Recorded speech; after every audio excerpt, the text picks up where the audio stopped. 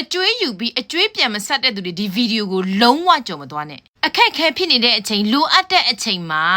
လာပြီးတော့မှချီးတယ်ငားတယ်လာတယ်ဆိုရင်သူတို့ရဲ့လေတံကဤဘုံကိုပြားရည်ဆန်းထားတဲ့အတိုင်းပြောတတ်တယ်တနာအောင်လဲပြောတယ်အကယ်ဒမီရှော့တယ်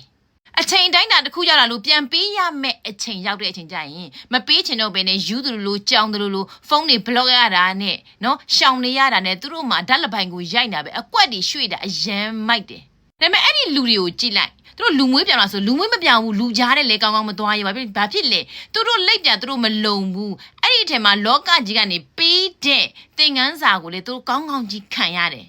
ဝုဆိုတာနောင်ဘဝမကူဘူးနော်ဒီဘဝမှာဒီမဲ့စားရေးတောက်ရေးတွေပင်ပန်းစီတယ်ရှာရဖွေရတွေခက်ခဲတယ်နော်နောင်ဘဝခွေးပြစ်သွားရင်တောင်မှလေလမ်းဘေးမှာအစာရေစာငတ်ပြက်ပြီးတော့မှကျွေးမဲ့သူမရှိဘဲနဲ့မျောနေရတဲ့အနေအထားတစ်ခုကိုရောက်တယ်ဟောင်ပေးရတယ်သူတို့မှာအဲ့ဒါအကျွေးယူထားတဲ့သူတွေပြန်မဆက်ချင်တဲ့သူတွေအတွက်လက်ဆောင်သူတို့မှာကျေးဇူးတင်တဲ့စိတ်ဆိုတာမရှိဘူး